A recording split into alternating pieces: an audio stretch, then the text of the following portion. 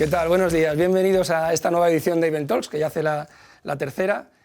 Soy David Cencha, soy el responsable de comunicación y ESG sostenibilidad de Events, y además tengo el privilegio de, una vez más, hacer de maestro de ceremonias y de esta nueva versión de Event Talks, que hoy va sobre la inteligencia artificial y la movilidad, que es un tema que, creedme, que ha despertado bastante revuelo dentro de la casa, porque está todo el mundo muy pendiente a ver qué somos capaces de sacar de aquí, ¿vale? Voy a presentar primero e inmediatamente a la persona que va a hacer la charla inspiracional, Victoria Gómez. ¿Vale? Victoria Gómez, aparte de que es una crack, ahora la veréis haciendo presentaciones, es líder en inteligencia artificial en IBM para España, Portugal, Grecia e Israel, especialista en transformación digital e inteligencia artificial, con una sólida trayectoria internacional liderando áreas comerciales en Europa, especialmente en Big Data y soluciones de datos end-to-end. Es ingeniera industrial y Executive MBA por el Instituto de Empresa, ha ampliado su formación en liderazgo en la London Business School y, como les daba envidia, pues también en la London School of Economics, es decir, que lo tiene todo en Londres ya, y ha sido reconocida por el Premio Digital Líder en Globant en el 2022 y como Mujer Líder por Santander en 2023. Y pues nada, tuyo es el escenario. Bueno, muchas gracias, David. Bueno, lo primero de todo, muchas gracias a Events por contar conmigo, me hace mucha ilusión y espero que pasemos además ahora un buen rato juntos hablando sobre un tema que me apasiona, que es la inteligencia artificial. Bien, esperad que he visto que no hemos adelantado, no hemos pasado. Vale, yo os voy a hablar de cómo la inteligencia artificial está revolucionando la forma en la que nos movemos. No solo voy a hablar del ámbito automovilístico, que bueno, que sé que es algo aquí especialmente, ¿no? que tiene mucho sentido, sino os voy a dar una pintura más global. Vamos a empezar, os voy a contar primero quién es IBM, ¿no? Un poquito en pinceladas, después os voy a hablar de cuáles son estos pilares tecnológicos que nos ayudan en esta evolución de la tecnología a llegar al momento actual en el que nos encontramos. Y por último os voy a hablar también de las tendencias. Entre medias os voy a ir poniendo ejemplos para que lo vayáis un poquito tocando todo, ¿no? Y entendiendo. Bien, bueno, por lo primero de todo, IBM es una empresa multinacional y lo que tenemos en nuestro corazón son nuestros laboratorios, que son los que desarrollan toda la innovación, son nuestro motor de impulsión de innovación de todo lo que hacemos. Y llevan haciéndolo además durante muchos años, y hay algunos inventos que han salido de nosotros que son muy comunes y que bueno, pues ahora mismo están en el día a día, ¿no? de nuestra vida, como pueden ser los códigos de barras, han salido de nosotros. En los ordenadores personales, hemos ayudado en las misiones de la NASA. Y ahora os voy a contar también algunos hitos que hemos alcanzado en el área de inteligencia artificial. Los pilares tecnológicos que nosotros vemos y que son los que nos están ayudando a impulsar la tecnología, sobre todo en el momento actual, nosotros siempre hablamos de que son tres grandes áreas.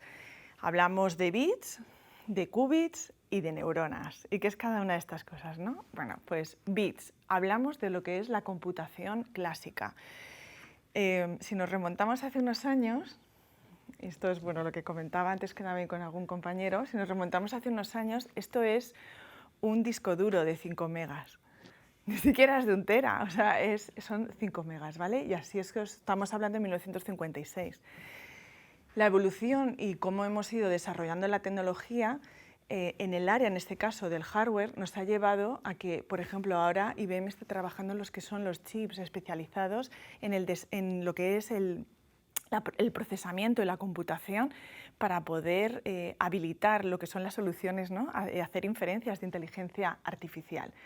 Y esto estamos hablando que estos son chips de nanómetros y que, para que os haga una idea, en una uña caben como 50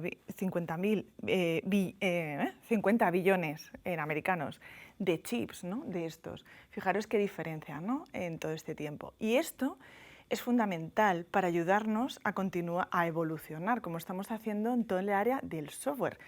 Porque la inteligencia artificial y todo lo que hacemos hoy en día no sería factible si no fuésemos evolucionando a la vez lo que son las capacidades del hardware. Es verdad que normalmente estamos, y últimamente además cada vez estamos todos jugando, trabajando, experimentando con soluciones y lo que vemos principalmente interaccionamos con lo que es el software y nos olvidamos, ¿no?, de todas las capacidades y toda la infraestructura que son necesarias para poder ejecutar esos algoritmos, esos modelos, para que procesen nuestros datos y procesen los algoritmos de inteligencia artificial. Bien, esto sería la computación clásica, pero ahora también hablamos de qubits. ¿Qué son los qubits? Aquí hablamos ya de computación cuántica. Y de nuevo, bueno, pues la computación cuántica de hecho ya está aquí.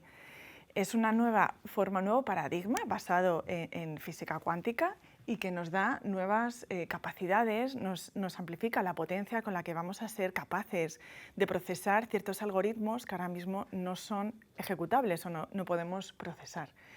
Es importante destacar que la computación cuántica no va a sustituir a la computación tradicional, sino que van a coexistir. Y la computación cuántica es especialmente buena en algunas áreas, como puede ser descubrimiento de nuevos materiales, descubrimientos de nuevos fármacos. Descubrimiento de nuevos materiales, por ejemplo, es muy relevante en el mundo de la movilidad, ya que bueno, pues impacta en aquellos materiales, en baterías, por ejemplo, para poder hacer almacenamiento de energía en coches que sean eléctricos, ¿no? Con lo cual, bueno, pero no van a estar, o sea, no vais a tener un ordenador cuántico, digamos, en vuestra casa, ¿vale? Y ni lo vamos a utilizar para, ahora mismo, es lo que se prevé, que no vamos a utilizar para todos los casos de uso. Y bueno, esto es una realidad. De hecho, hace poco, no sé si habréis visto en prensa, hemos anunciado ahora, pues creo que ha sido ya un mes, que vamos a desplegar el Quantum System 2, que es el ordenador más potente cuántico que tenemos ahora mismo en IBM, que supera los más de 150 qubits, en San Sebastián, con lo cual además lo vamos a tener este superordenador aquí en España, ¿no? Es una realidad y además la tenemos cerca. Y por último lo que hablamos son de las neuronas, y las neuronas es la base, ¿no? Es la inteligencia artificial. Una inteligencia artificial que, bueno, en el caso de IBM... espera, voy a echar un minuto para atrás. Bueno, os iba a decir, a mí me gusta interaccionar con vosotros para que no sea solo yo hablando. Entonces, bueno, os iba a preguntar, a ver, que levantéis la mano en la sala, a ver, aquellos que conozcáis el nombre de nuestra inteligencia artificial. Muy bien, muy bien. Bien.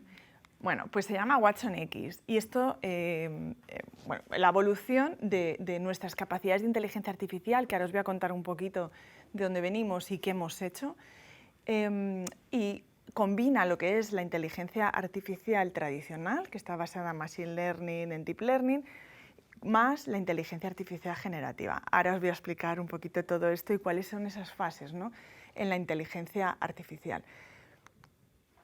Bien.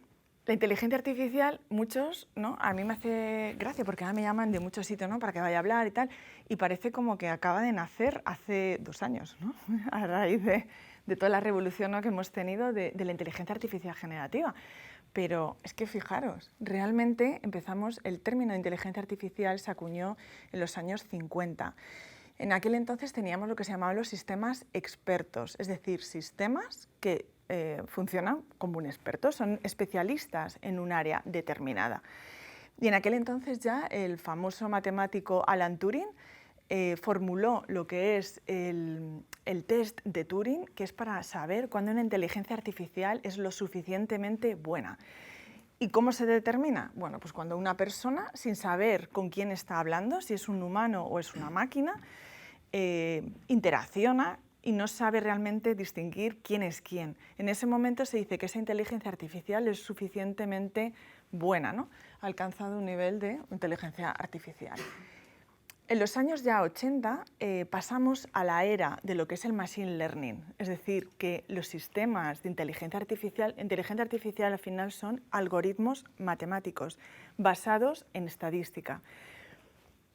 Lo que hacemos en 1980 es que empiezan a aprender, les das un conjunto de datos y entonces son capaces de sacar patrones a raíz de los datos con los que tú le vas enseñando, empiezan a aprender y son capaces, en función de esos patrones que ven inicialmente, predecir cómo va a ser el comportamiento que va a haber una vez que se le dan nuevos datos. Bien. En la época de Machine Learning, aquí tenemos un granito en IBM que creo que algunos de vosotros conoceréis, y es cuando Deep Blue ganó al campeón mundial Kasparov. Está basado ya en inteligencia artificial de Machine Learning. Bien, pasamos ya a la década de los 2010. Uy, perdón, esperad, que si no os desvelo la sorpresa. Pasamos a la época del 2010. Es la época del Deep Learning. ¿Qué significa esto? Son aprendizajes, se llama aprendizaje profundo, y es que empezamos a estos algoritmos de inteligencia artificial a hacerlos más completos, más complejos, y tienen más neuronas, porque sí, le llamamos a neuronas, son neuronas artificiales, pero lo que intentamos, lo que se lleva intentando de siempre en este campo de inteligencia artificial es imitar el comportamiento de nuestro cerebro, imitar nuestras neuronas. Y de hecho, en función de si el habla, si no recuerdo mal, está controlado por el lado izquierdo de nuestro cerebro, y lo que es la visión está controlado por el córtex. Ocurre lo mismo con la inteligencia artificial. Las redes neuronales que sirven, redes neuronales artificiales que sirven para procesar la imagen o el lenguaje, son distintos también y están, porque se han entrenado de forma distinta, y de nuevo tratan de imitar lo que son nuestras capacidades, nuestras neuronas cerebrales. En el caso de la visión artificial se le llaman redes convolucionales, por ejemplo, en inteligencia artificial. En el 2010 fuimos capaces ya de demostrar con sistemas de inteligencia artificial capacidades humanas, como son la visión. Ahí, bueno, sobre esos años Google fue capaz, es famoso, que fue capaz de detectar por primera vez en una imagen un gato. Ya sé que ahora esto, sobre todo, bueno, yo cuando se lo cuento, por ejemplo, a gente pues, más joven, se lo cuento a mi hijo, ¿no? Me dice, bueno, claro, están ahora muy acostumbrados, ya estamos muy adelantados, ¿no? en todo lo que hemos desarrollado, pero eso es un gran hito. Os voy a contar también otra cosa. Yo tengo una patente de un sistema de visión tridimensional para drones, y cuando estaba en el laboratorio de la universidad estábamos desarrollando lo que eran las capacidades, los sistemas también de inteligencia artificial para detectar imágenes. Estábamos viendo lo que era la catenaria, la catenaria en este caso era de una ferroviaria, y fijaros que para poder hacer un sistema de visión artificial que fuese capaz de discernir lo que es una catenaria respecto a un horizonte, era algo súper complejo, ¿no? Entonces, bueno, yo cuando se anunció que habían sido capaces de detectar un gato en una imagen, o sea, me pareció la pena, porque habíamos estado nosotros en el laboratorio intentando distinguir una catenaria de lo que era lo que es el horizonte, y tiene una complejidad brutal, ¿no? Cuando te toca a ti hacerlo y codificarlo.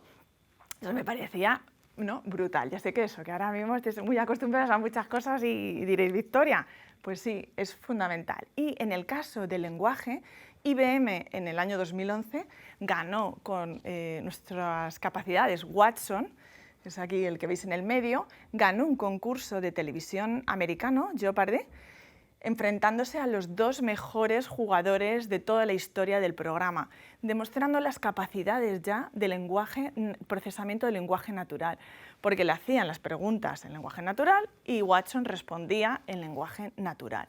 Y estamos hablando del año 2011.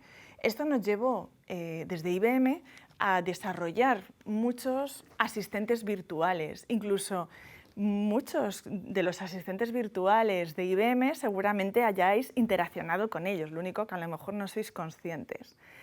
Bien, y en el caso, os traigo otros ejemplos, pues, por ejemplo, del ámbito del deporte, ¿no? Somos socio tecnológico en Wimbledon, en el US Open, en el Masters, y llevamos trabajando con ellos desde hace años, ayudándoles a mejorar todo lo que es la experiencia de los fans, ¿no? De nuevo, gracias a las capacidades del lenguaje natural, ¿no? Bien, pues pasamos ya a la época de la inteligencia artificial generativa, que es pues ahora, en los años 2020. Quiero llamaros la atención sobre una cosa. Fijaros los años, fijaros el decalaje que hay. Estamos acelerando. 1950, 1980, 30 años, al 2010 otros 30 años nos ha llevado, y ahora estamos hablando que en solo 10 años hemos llevado la IA generativa, y ahora realmente va todo muy rápido. Pero además, ¿por qué todo el mundo está emocionado con la IA generativa? No es solo pues porque mi hijo puede hacer los deberes o porque, no sé, nos ayuda a hacer ciertas redacciones o sacar un vídeo de algo, ¿no? Realmente es porque desde un punto de vista empresarial nos ayuda a acelerar, a ir más rápido. En este caso, así como os explicaba cuál era el mecanismo, ¿no?, del Machine Learning o del Deep Learning, en el caso de la IA generativa somos capaces de generar ese contenido. Y lo que hacemos además es algo diferencial respecto a las épocas anteriores. En las épocas anteriores tú entrenabas el modelo desde el inicio. Los data scientists y los departamentos, en 1980 los del departamento de IT, digamos, cogían un conjunto de datos, empezaban ellos a generar esos algoritmos y a empezar a entrenar el modelo. Les llevaba un montón de tiempo, sobre todo el tener ese dato, el curar ese dato, el pasar esos entrenamientos. ¿Y qué ocurre con la IA generativa y por qué vamos tan rápido?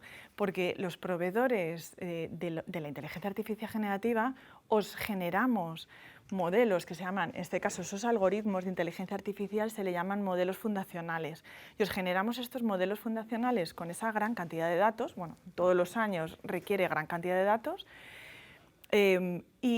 os lo damos ya como preentrenado. Os damos la diferencia entre tener un niño que le tienes que llevar al cole para que aprenda algo específico a que cojas ya a un niño cuando ha ido al colegio, tiene un conocimiento general y le falta cierto conocimiento que tú luego le das, ¿no? Porque cuando se entrenan los modelos fundacionales, estos modelos de inteligencia artificial generativa, lo que están es alimentados con un montón de información, pero que es genérica, ¿vale? Salvo que hayan sido construidos, como os voy a contar ahora a continuación, algunos casos específicos que hacemos nosotros con algunas empresas. Digamos que los modelos que pueden tener a disposición los equipos de IT o incluso con los que vosotros interaccionáis son generalistas. Y por eso, de hecho, cuando vosotros ya también estáis entrenando los modelos, cuando habláis con ellos, porque existen nuevas técnicas ahora de entrenamiento de modelos. Por ejemplo, ha aparecido lo que es el prompt. El prompting. Prompting es cuando tú preguntas y le dices una respuesta de cómo lo quieres que te lo conteste. Estás entrenando realmente al modelo, le estás diciendo, tú sabes de todo esto y eres generalista, pero ahora yo te voy a preguntar por algo más específico y te voy a ir enseñando, ¿no? Entonces, y solo tenemos representado aproximadamente, se dice, como un 1% de conocimiento empresarial. Por eso requieren tener ese entrenamiento, pero es algo más sencillo y más rápido que hace unos años. Hace unos años poner las soluciones, a lo mejor que os he podido comentar, en marcha, nos llevaba mucho más tiempo que ahora. Bien. Y aquí, algunos ejemplos. Pues, por ejemplo, hemos estado haciendo algunos pilotos en el equipo alemán, con Audi, y con Smart para mejorar lo que es la interacción y la experiencia de los clientes.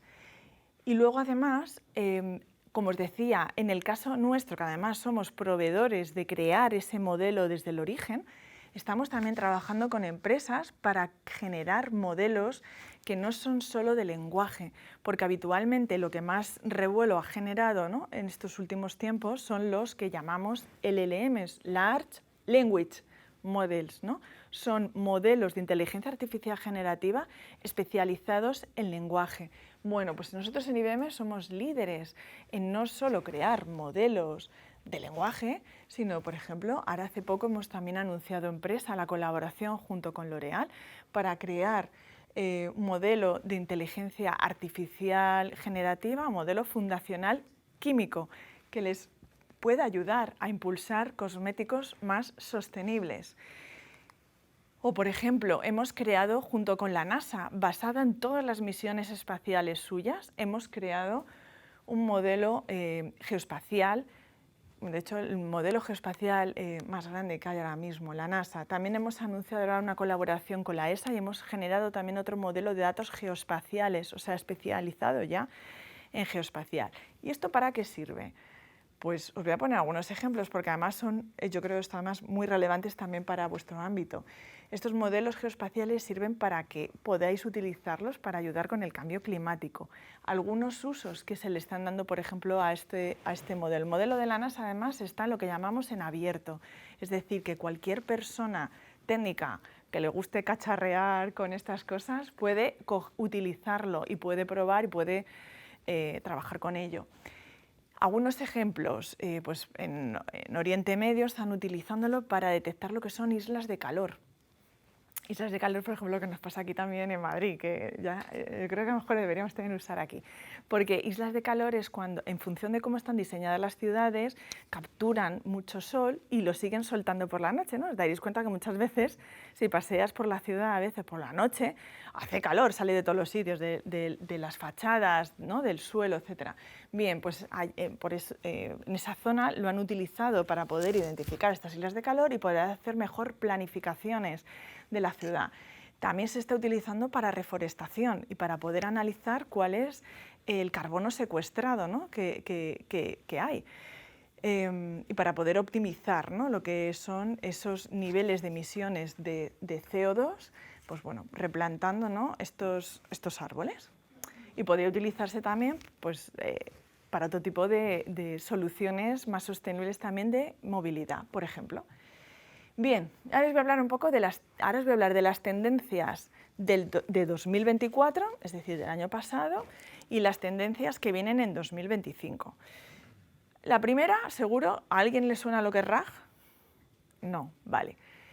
No esperaba otra respuesta. Realmente eso es una arquitectura, o sea, es como desde el área técnica se montan, digamos, estos modelos de inteligencia artificial generativa. Y lo que me da la capacidad de esa arquitectura es dar una solución que es hacer búsquedas semánticas. Y ahora os voy a explicar, os voy a poner un ejemplo y vais a entender qué es eso de una búsqueda semántica y por qué en el ámbito más tecnológico el año pasado era RAG por todos los sitios. Ibas a cualquier evento y todo el mundo hablaba de RAGs, ¿vale? Ahora entenderéis por qué. Y por otro lado, lo que es la inteligencia artificial multimodal. Multimodal significa que combinas varias capacidades, en este caso, por ejemplo, visión, o sea, imagen, junto con lenguaje. Bien. Pues para hablaros del caso del RAG, os tengo que hablar del Sevilla. Con ellos hemos creado una solución para ellos. Hemos estado en toda la prensa, no sé si a lo mejor no lo habéis visto, bueno, os lo cuento yo. Y hemos creado lo que le llaman el Scout Advisor. Ellos tienen una plantilla de ojeadores, de hecho ellos son muy famosos, ¿no? En el mundo futbolístico. Pues por todas sus capacidades, de cómo han ido evolucionando todo el tema de ojeadores. Y bueno, pues ellos tienen ahora mismo más de 350.000 informes activos de jugadores que han ido los ojeadores ojeando, ¿no? ¿Qué pasa? Que esto está escrito en lenguaje natural, está escrito por cada ojeador de una forma distinta y además en lenguaje futbolístico. Cuando, por ejemplo, el director técnico dice quiero fichar al siguiente mejor delantero tanque, delantero tanque es un jugador alto, fuerte, que remata con la cabeza, que da pie a una segunda jugada. Esto lo he aprendido con ellos. Bien, pues no hay ningún informe que ponga ni delantero ni tanque, tanque menos, ¿vale? Entonces, ¿esto cómo se hace? Pues se hace con este famoso RAG, ¿vale? Esto no pretendo que lo aprendáis, sino simplemente que si alguna vez oís RAG, o igual lo habéis oído y no os habéis dado cuenta, porque no le... que sepáis qué es. Y lo que te permite es esto, es hacer una búsqueda semántica. Esto extraído, porque ha habido, yo en este caso lo cuento, ¿no? Para que la gente entienda qué es esto de la búsqueda semántica, ¿no? Me siga. Y de repente empiezan a pensar un montón de casos de uso aplicables. Pues puede utilizarse pues, para call centers, por ejemplo, para todo lo que te están diciendo una persona y para poder buscar semánticamente ciertas cosas, ¿no? Bueno, sobre todo aparecen casos de uso en un montón de industrias, en un montón de departamentos distintos, ¿vale? Bien, y esto es lo que os decía de la parte de inteligencia artificial multimodal. ¿Cómo combinamos? Espera, lo voy a pasar un poco. Bueno, porque esto, bueno, a ver, tú le das, por ejemplo, un documento con unos gráficos, entonces, bueno, pues somos capaces de, primero, el sistema entiende los gráficos qué significan, es capaz de entenderlo. Esto de nuevo parece como algo, a lo mejor, no os parece ya tan esto, pero si os ponéis otra vez en mis zapatos de cuando tienes que empezar a programar, esto es la caña. Entonces, es capaz de entender qué es lo que está ocurriendo con esa proyección que están poniendo ahí de ventas, dónde están, cuáles son las tendencias, cuáles son los meses que tienen más problemas, o sea, es capaz de analizarlo, ¿no? Con lo cual es capaz de combinar las capacidades de identificación de imágenes junto con lenguaje, porque es capaz de decirte, de hablarte qué es lo que está ocurriendo, ¿no? En esa imagen. Bien, y el 2025, ¿Qué son las tendencias? De agentes sí que habéis oído hablar, ¿no? ¿O tampoco? ¿No? Vale. Bueno, pues ahora todo el mundo está hablando de los agentes de inteligencia artificial y también otro punto muy importante que es ese gobierno de la inteligencia artificial. Agentes, pasamos de asistentes conversacionales, es decir, vosotros habéis interaccionado, como os decía antes, con muchos asistentes conversacionales, incluso nuestros, a lo mejor no sois conscientes, ¿no? Y esto simplemente es tú le haces una pregunta, te da una respuesta. Bien, lo que son los agentes pasan por entender el contexto, planificar acciones y ejecutarlas, con lo cual ya no es solo que te hablen, es que hacen cosas. Y además la hacen de forma autónoma. Y empezamos a tener, ahora lo que me gustó la palabra que en una charla oí una persona, a un CEO hablar sobre las constelaciones de los agentes. Es decir, vamos a tener como equipos de agentes que van a ser capaces de hacer cosas, van a tener delegadas ciertas acciones que tienen que realizar y realizarán de forma autónoma. Por ejemplo, nosotros en IBM tenemos agentes tanto en el área de recursos humanos como en el de compras, como en el de ventas. En el caso de recursos humanos, los más de todos los empleados a nivel mundial de IBM, tenemos acceso al agente de recursos humanos. Entonces yo cuando me voy a pedir unas vacaciones, nosotros, bueno, pues no me meto en el sistema de recursos humanos que tenemos, sino que directamente hablo con el agente y le digo, me quiero coger las vacaciones de Semana Santa. Él es capaz, entiende la orden, entonces él es capaz de ver primero si tengo días disponibles, porque si no tengo días disponibles es que ya no va a seguir.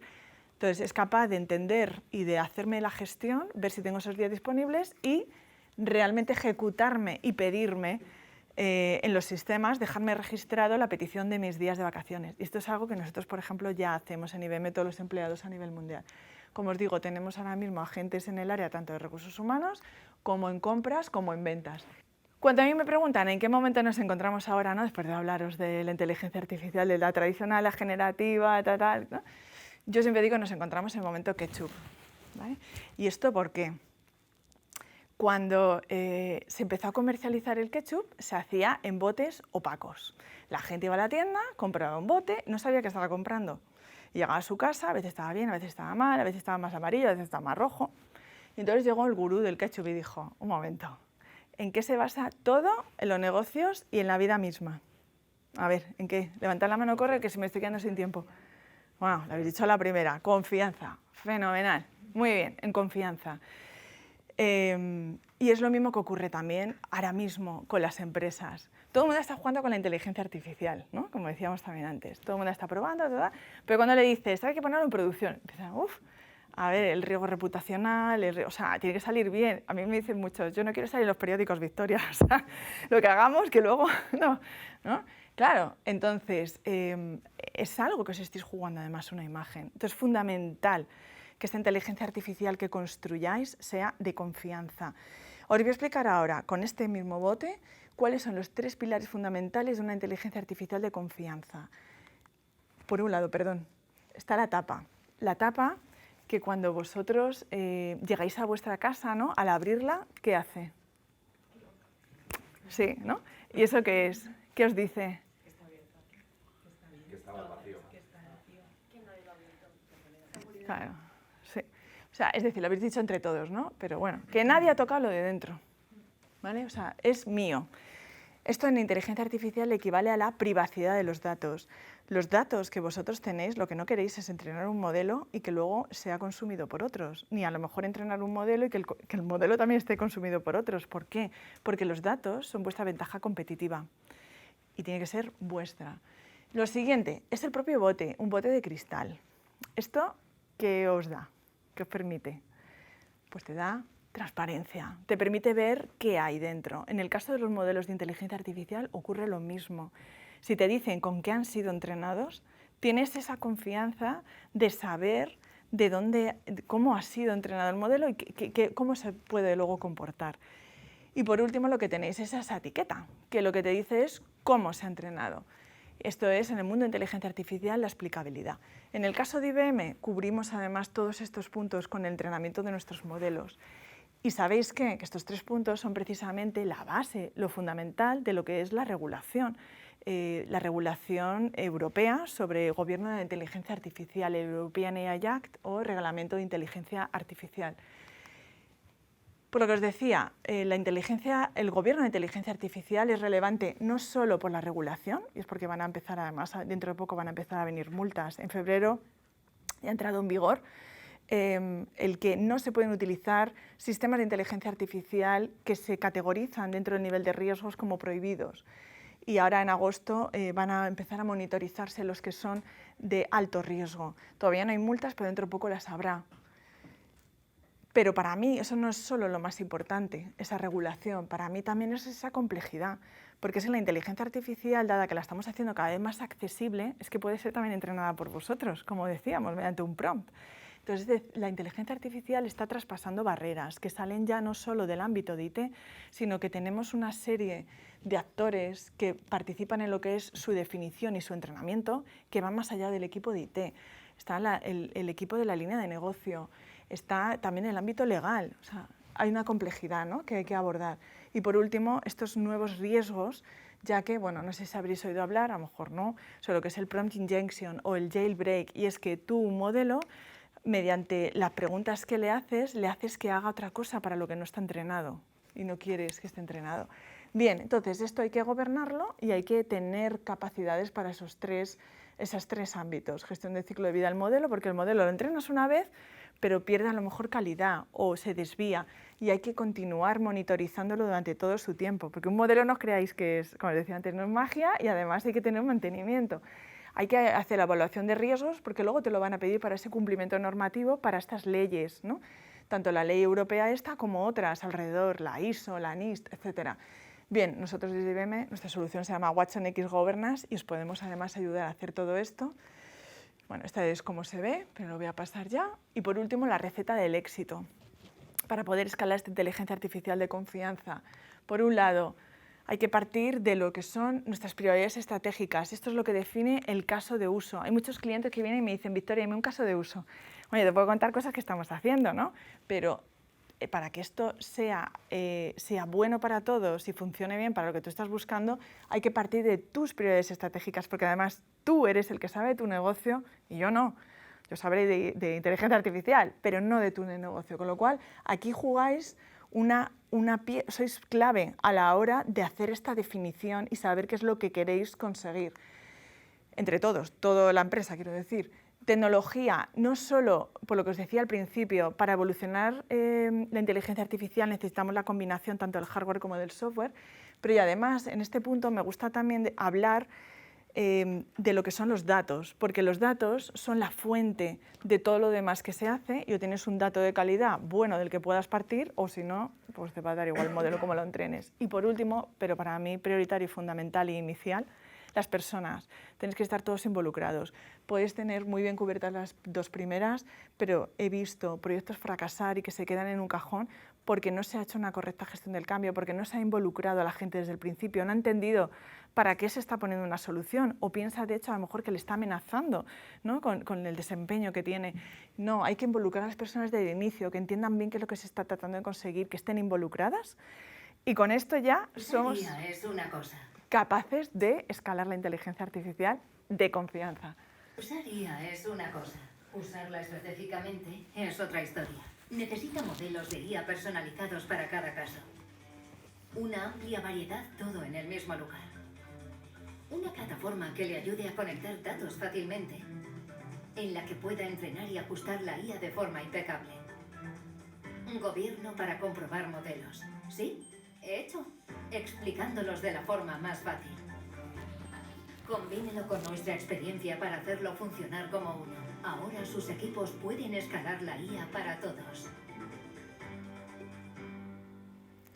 Y ya está, con esto he acabado. Además ya me están haciendo señales desde hace un buen rato, lo siento que me he pasado un poco, pero bueno, además veis que soy muy apasionada del tema, pero bueno, espero que os haya gustado, que hayáis aprendido por lo menos alguna cosita nueva y sobre todo que os aprendáis cómo se llama la inteligencia artificial de IBM.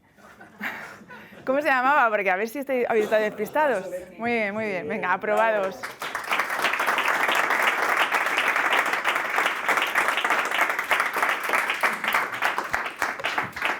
Muy bien, Victoria. Muchísimas gracias. Ya os dije que era una crack, por cierto, no sé quién estaba haciendo señas, pero luego hablamos a la salida, ¿eh? No hacéis señas a la gente, hombre, que era muy feo. Bueno, vamos a pasar a la mesa de debate y dejadme que os presente a las personas que van a intervenir, junto con Victoria, por supuesto.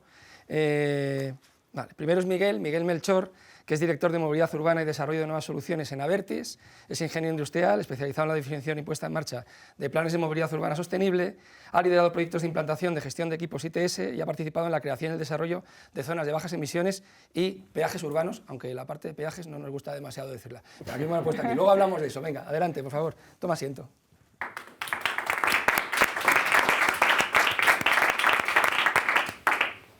Ángel Luis Estrella.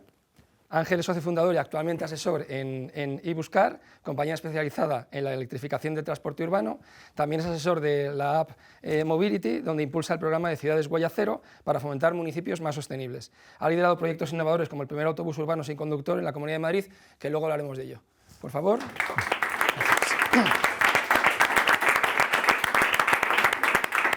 Luis Francisco Sánchez. Luis es ingeniero de telecomunicaciones y director en tecnologías de información, es experto en Machine Learning y movilidad inteligente, combina su labor de docente en la Universidad Pontificia de Comillas con proyectos de analítica avanzada para el sector del transporte.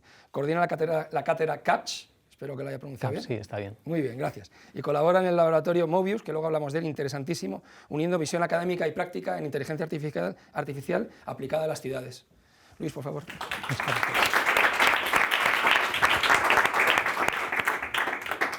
Y nuestra particular heroína de hoy, y luego explicaré por qué, que es Clara Santos, que es nuestra directora de estrategia IT y digital de Ayvens, es ingeniero de telecomunicaciones por la Universidad de Alcalá de Henares y es Executive MBA por ESADE, especialista en estrategia, innovación, mejora de procesos y liderazgo de equipos, cuenta con una amplia trayectoria en el sector de la movilidad.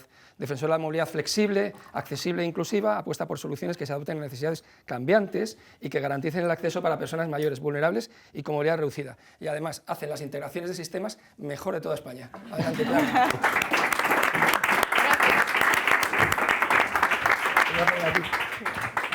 No, cuente tú, Sí, que no, vamos, por favor. Me quejo formalmente a la organización del evento porque me pone esta silla alta y parece que soy el juez de silla, que es mi función, pero hombre, no me dejes tan claro. Vamos a empezar por Miguel. Hacemos una cosa, en principio tengo dos preguntas para cada uno, ¿vale? En función del tiempo, alargamos o no. La primera os la disparo tal y como está, ¿vale? Luego la segunda, a lo mejor es la que tenemos apuntada, o a lo mejor es otra de algún tema que haya surgido y que suscite cierto interés, ¿vale? La primera es para Miguel, que además se ha puesto muy bien en el primer lugar, ¿vale? Que es, ¿cómo visualiza Abertis el futuro de la movilidad urbana sostenible y qué papel están desarrollando las infraestructuras inteligentes en ese camino? Vale, pues bueno, en primer lugar, muchas gracias a todos por vuestra asistencia y por invitarme al evento. Yo creo que la movilidad es una cosa que, como ya hemos dicho antes, ahora mismo está como en primera línea, ¿no? Todo el mundo estamos hablando de movilidad y yo creo que especialmente desde el COVID es algo que nos hemos dado cuenta que verdaderamente tiene un impacto muy grande en nuestra vida. Es un momento en el que no nos dejaron desplazarnos o no podíamos desplazarnos, hemos echado en falta y nos hemos dado cuenta de la importancia que tiene en nuestro día a día. Entonces, ¿por dónde creemos que tiene que ir la movilidad? Pues una palabra ya muy utilizada que es la movilidad del futuro tiene que ser sostenible. Pero es muy importante entender a qué nos referimos cuando hablamos con la palabra sostenible. Cuando decimos sostenibilidad no nos referimos únicamente a medioambientalmente. Al final tenemos que ver la sostenibilidad como un triángulo donde tenemos al final tres vértices. Uno es esa sostenibilidad medioambiental, pero luego también tenemos una sostenibilidad financiera y sostenibilidad social.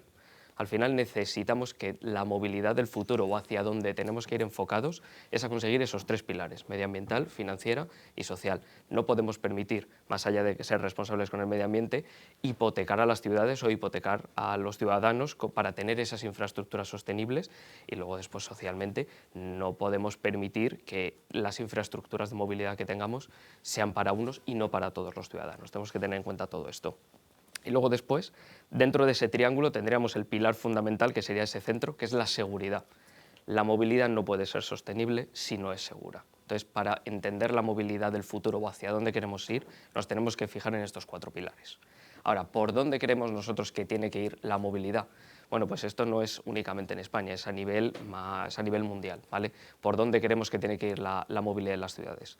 Pues nosotros queremos que esto que está ahora tan en boca de todos y que ha sido tan controvertido como las zonas de bajas emisiones, creemos que ha venido para quedarse, quizás no en la forma en la que están aquí, porque parece ser que, parece que lo que hemos hecho ha sido coger un modelo de zona de bajas emisiones, multiplicarlo por 150, que son las ciudades que están obligadas a montarlo, y decir lo mismo para todas las ciudades.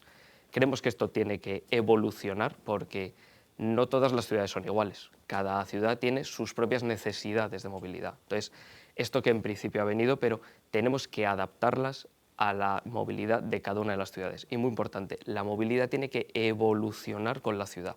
No podemos decir, este va a ser vuestro modelo de movilidad, os lo quedáis para los próximos 20 años. No. Esa movilidad tiene que evolucionar y las zonas de bajas emisiones se tienen que adaptar. Tendrán que ser más restrictivas en algunos casos y menos restrictivas en otros. Pero luego después hay que apostar por otras formas de movilidad, no solamente el vehículo privado. Al final todos estamos viendo cómo la población en las ciudades no para de aumentar. Esto hace que tengamos que ser imaginativos y que tengamos que potenciar otros medios de transporte. Aquí juega un papel muy importante el transporte público. Tenemos que potenciar el transporte público en las ciudades. No podemos pretender que la gente deje el vehículo privado en su casa o que utilice otros medios si no dotamos a las ciudades de esos medios. Entonces, primero vamos a dotar a las ciudades de medios de transporte público que sean buenos, que sean eficientes y que le permita a la gente llegar a los sitios en tiempo, que al final es lo que buscamos. La movilidad es yo quiero desplazarme y quiero llegar cuando tengo que llegar, no 2 horas después. Entonces, eso es fundamental. Y luego nos estamos dando cuenta que hay otros medios de comunicación, de transporte alternativos que están teniendo más fama ahora, como pueden ser las bicicletas. Bueno, pues si verdaderamente en las ciudades se quiere apostar por las bicicletas, hay que hacer porque se pueda circular con seguridad, tanto por parte de los ciclistas como por parte de los conductores. Entonces, este es un poco el futuro que nosotros vemos, es decir, oye, el vehículo privado tiene que intentar a lo mejor ir un peldaño más hacia abajo, tenemos que darle más protagonismo a los ciudadanos para que verdaderamente recuperen ese espacio que el vehículo les ha estado comiendo durante los últimos años. Yo creo que muchos recordaréis que hace años las ciudades no estaban tan llenas de coches aparcados, no estaban todas las ciudades con tantísimos atascos, sino que es algo que poco a poco hemos ido evolucionando y hemos ido creando. Pues al igual tenemos que intentar ir un pasito para atrás y fomentar esa ciudad más para los ciudadanos y menos para los coches. Muy bien, fantástico, muchísimas gracias. Vamos a ver, para Ángel, el primer disparo. ¿Qué aprendizajes ha dejado el primer autobús y conductor en Madrid y qué papel tiene la inteligencia artificial en este tipo de proyecto?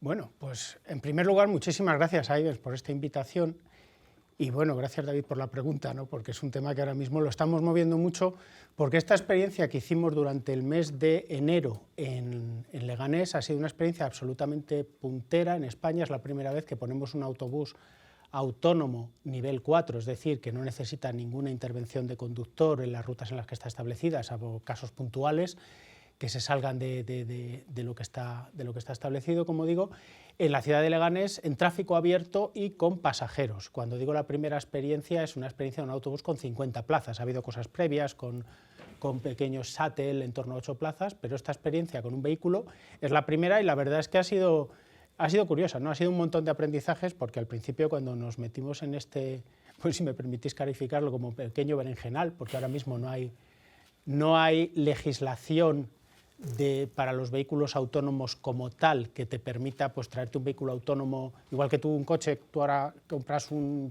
Audi, te lo traes y aunque el coche ya está homologado en Alemania, pues ese coche puedes circular en España perfectamente. Ahora mismo la DGT solo te permite circular con vehículos autónomos que estén, digamos, tienen que aprobarte la prueba para ese número de chasis, para unos conductores de emergencia determinados, para una ruta determinada y en unas fechas determinadas. Es decir, hay que hacer un trabajo bastante arduo con la DGT, que afortunadamente pues, han colaborado de una manera extraordinaria para poderlo poner a funcionar. Y una vez que lo tienes, pues hombre, tienes todo, al principio estás un poco preocupado, ¿no? Porque dices, joder, a ver qué va a pasar, porque tienes ahí un vehículo que aunque va un conductor de emergencia, pero no lo está manejando nadie, y siempre te entran todas las preocupaciones del mundo, ¿no? La gente te dice, bueno, oye, si esto se vuelve loco ahora y se sube a la acera y se dedica a atropellar gente, digo, joder, pues no sé, la verdad es que nunca nos ha pasado. De hecho, el coche va blindado, como os podéis imaginar, con un montón de seguridades para evitar que desde fuera pueda entrar un hacker y controlar el sistema. El vehículo nace como una joint venture entre Karsan, fabricante de autobuses, y Adastec, empresa norteamericana, aunque de socios turcos, que es la que pone toda la parte de hacerlo autónomo, pues por ejemplo no hay ningún componente que no esté permitido en Estados Unidos. Eso significa que toda la parte electrónica, pues por ejemplo, no hay nada chino, sin que esto sea bueno o malo, simplemente quiero decir desde el punto de vista de seguridad, pues en Estados Unidos este tipo de cosas las miran muchísimo y la experiencia la verdad es que ha sido sensacional, porque estuvimos una semana llevando gente para arriba, para abajo, absolutamente ningún tipo de incidente y es verdad que teníamos una experiencia previa porque este vehículo está funcionando desde el año 2022 en Noruega, ahí sí en tráfico ya abierto, digamos, donde los pasajeros pagan un billete y una ruta completamente normal. Y hasta la semana pasada, podíamos decir con orgullo que 0 incidentes. La semana pasada me dijeron que habíamos tenido un incidente en el vehículo de Noruega y es que un suicida pues se tiró justo delante del autobús con el objeto de que el autobús la atropellara. Y la verdad es que fue un poco frustrante para el suicida porque el autobús pegó un frenazo y lo único que hizo fue el hombre quedarse un poco sorprendido porque él estaba esperando, desgraciadamente, porque insisto, una persona para hacer esto pues tiene que tener una situación psicológica muy particular, pero a nivel de lo que es el autobús, el hombre se levantó y no le había pasado nada. ¿Qué hubiera ocurrido si esto hubiera sido con un vehículo normal? Hombre, no lo sabemos, pero las personas tienen unos tiempos de respuestas que un conductor humano, pues posiblemente, aunque estamos un poco entrando en el campo de la ucronía, pero posiblemente pues hubiera tenido una consecuencia más grave. Así que eso es lo que tenemos hasta ahora como experiencia, esta última que os comento, muy calentita de lo que es la conducción autónoma de vehículo industrial, de autobús en España y en Europa. Madre mía, suicidas con inteligencia artificial. Esto cada día se parece más a Futurama. En fin.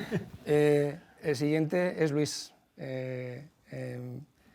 Bueno, con Luis tuvimos una charla también antes para entrar en contacto con él y para ponerle un poco en antecedente, que fue fascinante, y luego me gustaría sacar el tema que ya sabes que te voy a mencionar, pero vamos primero con la primera pregunta, que es ¿cómo puede la inteligencia artificial mejorar la toma de decisiones urbanas mediante la predicción del tráfico, las emisiones o la demanda de transporte? Bueno, antes, para responder un poco a esa pregunta, antes, como han dicho Miguel y Ángel, me gustaría agradeceros también la invitación, pero para explicaros un poco, desarrollar la pregunta que me has hecho, sí que me gustaría, por lo menos, que entendáis el ámbito en el que trabajamos nosotros desde la universidad. Nosotros entendemos la sostenibilidad de la movilidad como un sistema apoyado no solamente por los datos de los sensores que tenemos ya disponibles, en el caso de Madrid el Ayuntamiento recoge cantidad de datos de tráfico, de contaminación, de ruido de todo tipo, sino que nosotros la entendemos en la manera en la que aplicamos una serie de algoritmos o de simulaciones basadas en inteligencia artificial para que se generen unas recomendaciones que ayuden a los operadores de transporte a evitar o a minimizar un problema cuando ya se ha producido o a evitar que ese problema se produzca. Entonces eso es lo que nosotros denominamos y que en el sector se llaman así los sistemas de soporte a la decisión. Entonces esos sistemas de soporte a la decisión generan recomendaciones pues, que pueden ser desde modificar la frecuencia del transporte público en una determinada zona para ajustarse a la demanda, redirigir el tráfico o bloquearlo, redirigirlo hacia una vía diferente, activar los carriles de alta ocupación, activar carriles reversibles, cualquier cambio de estos que se os pueda ocurrir, que los que estamos todo el día en la carretera pues estamos hartos de verlos, e intentar que esas recomendaciones estén basadas en datos, no en intuiciones. Entonces nosotros intentamos trabajar en 3 líneas, que es lo que hablé con ellos cuando la primera vez que me contactasteis, y esas 3 líneas son, por un lado, estimar mediante algoritmos de inteligencia artificial la demanda de transporte, que ahora me extenderé un poquito más, estimar la contaminación y estimar el tráfico que va a haber en una vía pública. El primero de los temas, que es el que responde mejor casi a la pregunta que me has hecho, que es la estimación de la demanda de transporte, es lo que seguramente todos, si sois usuarios del transporte público, en alguna ocasión os habréis encontrado a encuestadores preguntándoos de dónde vais y dónde os vais a bajar. Bueno, eso no lo hacen simplemente por mera estadística, eso lo hacen porque con esa información se generan lo que se conocen como matrices origen y destino. Entonces esas matrices origen y destino, si os imagináis que se hicieran por distrito, pues dice cuánta gente de Arganzuela va a ir hasta Chamberí o cuánta gente de Carabanchel se va a desplazar hacia Legazpi. Bueno, pues ese tipo de matrices es como el santo grial de las empresas que se dedican al transporte, porque si yo sé de dónde se mueve la gente y cómo se mueve la gente, yo puedo adaptar mi transporte público, abrir estaciones o líneas de autobús en sitios donde no lo hay.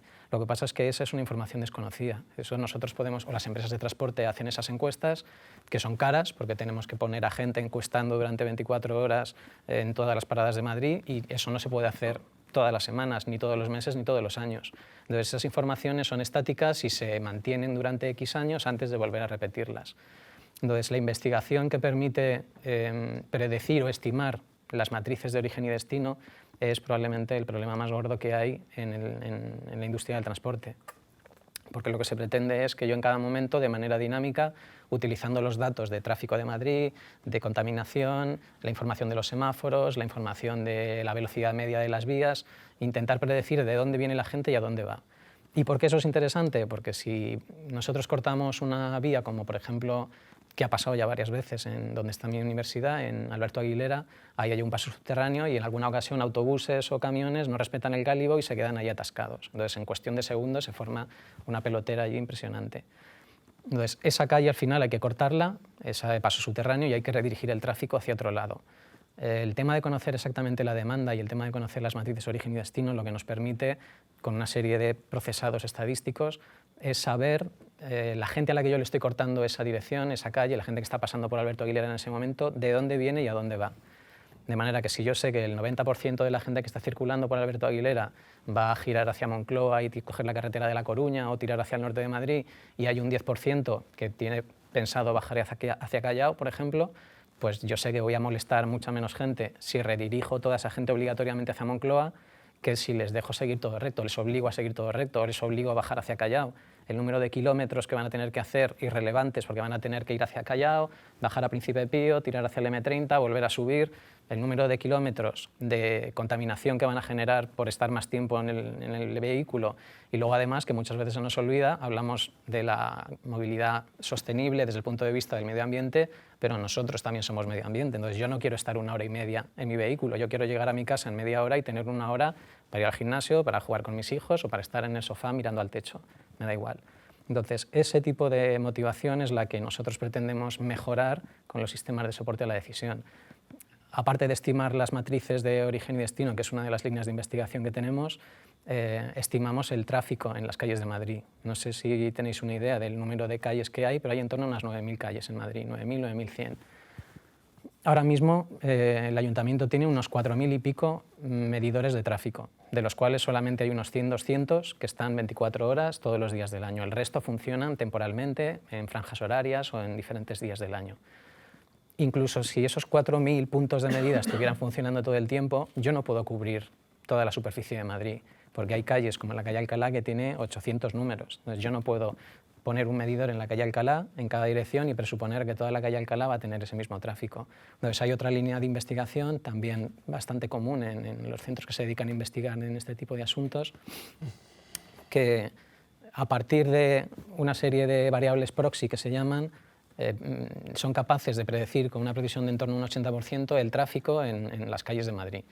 De manera que con un 10% de equipos de medida yo soy capaz de saber el tráfico que va a haber en el 90% de calles restantes aproximadamente.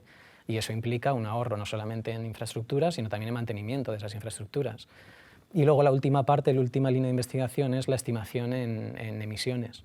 Entonces, si yo soy capaz de, utilizando un modelo de inteligencia, encontrar una expresión matemática que me va a decir aproximadamente cuáles van a ser la contaminación en base al número de vehículos, al ancho de la calle, a si hay zonas verdes, a la dirección del viento, a la temperatura, a la presión atmosférica, yo tampoco necesito instalar los 50 medidores, no, 24 medidores, 24 o 25 medidores que hay de calidad del aire en Madrid.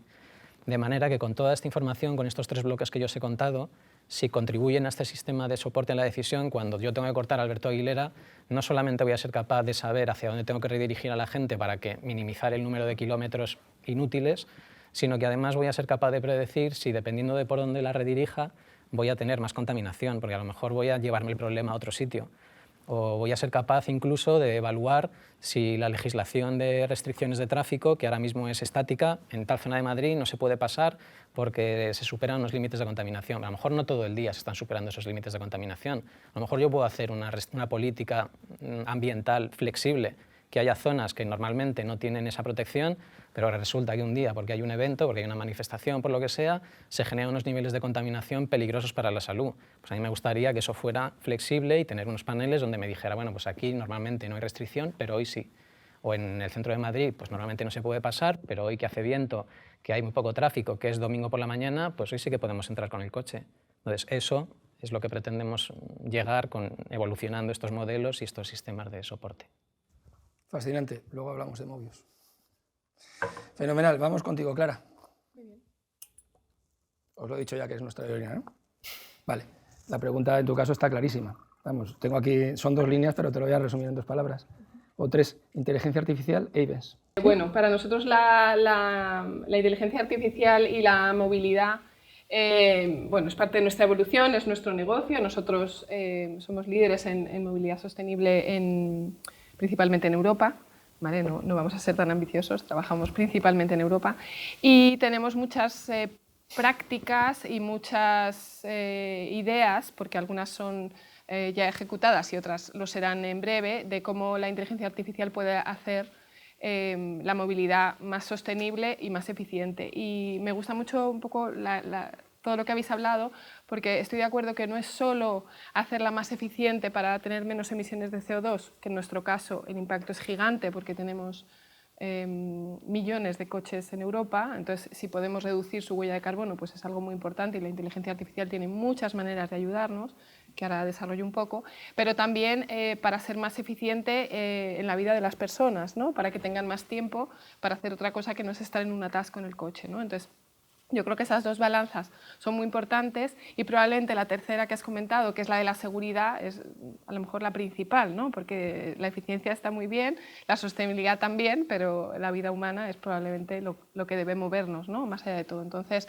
muchas soluciones que tenemos en nuestras flotas, no solo en España, sino en el mundo, pues desde monitorizar las rutas que hacen los conductores para proponerles rutas más eficientes, bien porque tenemos dispositivos telemáticos en los coches y eso nos permite tener un big data, ¿no? Donde podemos trabajar la propensión a ciertas rutas o a prevenir accidentes. Nosotros además somos proveedores de la solución de seguro, entonces intentar que esas herramientas nos predigan qué tipo de conductor eres, no solo por el tipo de conductor que eres, sino en el sector que trabajas. La ventaja es que nosotros normalmente en el B2B sabemos en qué sectores se mueven nuestros clientes. Hay sectores con más propensión a tener accidentes, entonces utilizamos esa información también para ayudarles a que decidan, por ejemplo, qué vehículos les viene mejor, tanto a nivel de eficiencia como a nivel de seguridad, porque tenemos una base de datos gigante, por supuesto con todo lo que la GDPR nos permite, pero teniendo esos datos gigantes de todos los sectores con los que trabajamos en Europa, nos permite asesorar y predecir mejor qué tipo de vehículos vendrían mejor a nuestros clientes o a los conductores para hacer una conducción más eficiente o una eficiencia en los costes de las compañías, que también es muy importante, ¿no? Porque al final el coche puede ser un centro de coste importante para las empresas. Entonces, toda esa inteligencia que le podemos poner en los datos es muy importante a la hora de elegir el coche y las rutas, pero también en todo el tema de la reparación. Para nosotros es muy importante que seamos capaces, y eso está prácticamente también en todos los países, tenemos herramientas que nos permiten predecir cuándo el coche se va a estropear, poder hacer un mantenimiento preventivo, poder trabajar en que el tiempo de taller sea el más corto posible, herramientas que nos permiten ver qué aftermarket, y aquí ya me meto en un tema un poco más del automóvil, ¿no? Qué aftermarket es el más adecuado y el más económico para esa reparación, incluso a qué taller debería ir ese tipo de conductor y ese vehículo, y eso nos permite eficientar muchísimo para los clientes su gestión del automóvil, ¿no? Esas son unas pinceladas, hay muchísimas más. Se está trabajando muchísimo en temas de videoperitación, que a través de los datos de las videoperitaciones y con inteligencia artificial podemos ver dónde están los daños principales, incluso asesorar sobre qué daños se deben reparar y qué daños no se deberían reparar, porque igual no vale la pena. Sin tener que a su vez desplazar un perito, que también es poco eficiente, y poderlo hacer todo desde el móvil del usuario o desde el taller. En fin, hay infinidad la inteligencia artificial realmente está en todas partes, ¿no? Tal vez a veces más como un modelo machine learning, ¿no? Por ejemplo, nosotros en nuestra atención al cliente y al conductor tenemos yo diría que es más machine learning, más que neuronas. Leemos los correos electrónicos y sabemos a qué departamento, a qué equipo y a qué buzón tiene que ir. Tenemos más de en España más de 80 buzones con Machine Learning que nos permite, leyendo el lenguaje del mail, saber a qué departamento, a qué equipo, incluso a qué persona debería llegar ese correo. Esto nos permite ser muchísimo más ágiles en la respuesta a los clientes y atenderles de una manera mucho más ágil. También lo que son las llamadas, toda la parte del call center, toda la interoperabilidad de las IVRs tienen lenguaje natural para poder responder y ir aprendiendo hacia dónde dirigirles más rápido. Es infinita la respuesta, ¿no? Porque yo creo que ahora la tecnología y el servicio están de la mano, diría en cualquier compañía, pero probablemente en la automoción está un poco más al cabo de la calle, ¿no? Muy bien. Pues volvemos contigo, Victoria. ¿Vale? La primera, como te he dicho antes, porque se las he tenido que decir antes las preguntas. Ya no me acuerdo.